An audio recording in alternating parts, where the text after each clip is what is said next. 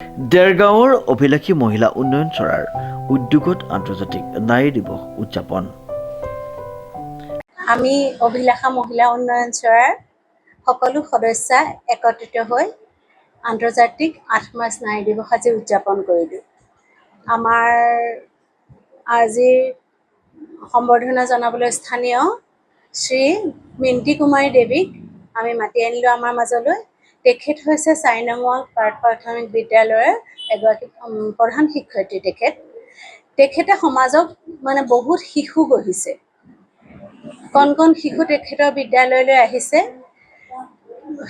প্ৰাথমিক শিক্ষাখিনিৰ উপৰিও নৈতিক যিখিনি শিক্ষা দিছে তেখেত আমাৰ বাবে ধন্য। বহুত কষ্টৰ মাজেৰে আমি ভাবিলোঁ আমিয়ে যদি কিবা অকণ তেখেতক সন্মান দিব নোৱাৰোঁ, তেখেতক আধৰুৱা হৈ যাব তেখেতৰ জীৱন। সেইবাবে তেখেতক আজি আমাৰ মাজলৈ মাতি আনিলোঁ। তেখেত আহিলে, লগতে কেইবাগৰাকী অতিথিও আমাৰ মাজত আহিলে। কাৰ্যসূচী প্ৰথমে আমাৰ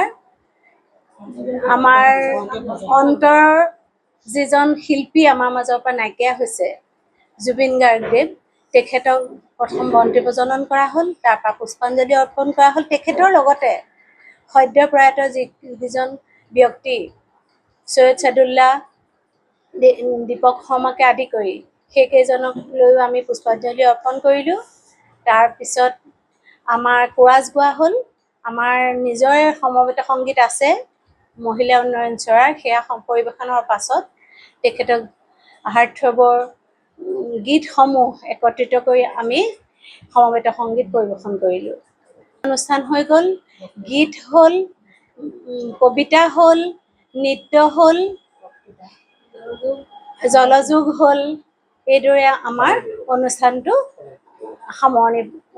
সামৰণিৰ দিশে আমি আগবাঢ়ি গৈ আছোঁ। উল্লেখযোগ্য যে দেৰগাঁৱৰ এক অগ্ৰণী অনুষ্ঠান অভিলাষী মহিলা উন্নয়ন চৰাৰ উদ্যোগত আন্তৰ্জাতিক নাৰী দিৱস উদযাপন কৰা হয়।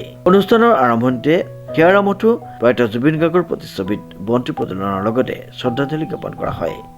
আমি আজি ৮ মাৰ্চ নাৰী দিৱস উদযাপন কৰিলোঁ। প্ৰথম আমি জুবিন গাৰ্গক বন্তি প্ৰজ্বলন কৰি শ্ৰদ্ধাঞ্জলি জনালোঁ। তাৰপিছতে আমাৰ সভানেত্ৰী আসন গ্ৰহণ হ'ল।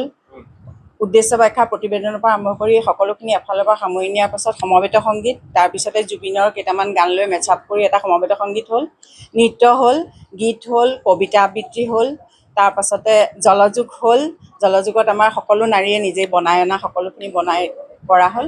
আৰু অভিযোগ কি, আমি আজি ইমান দিনৰ পৰা অনুষ্ঠানটো চলাই আহিছোঁ, কিন্তু আমি আজি অ'ত এদিন কৰিছোঁ ত'ত এদিন কৰিছোঁ, আমাৰ সেইটো এটা বৰ দুখৰ কথা। সেইকাৰণে যদি পাৰে আমাক এডোখৰ মাটি অকণমান দি আমি স্থায়ী বাসগৃহ এটা ৰুম মাত্ৰ, ৰুমটো বনাই ল'ব পাৰিলে আমাৰ স্থায়ী কাৰ্যালয়ৰ অভাৱ, আমাৰ এটা স্থায়ী কাৰ্যালয় নাই। সেইকাৰণে আমি সদায় সেইটোত চিন্তিত।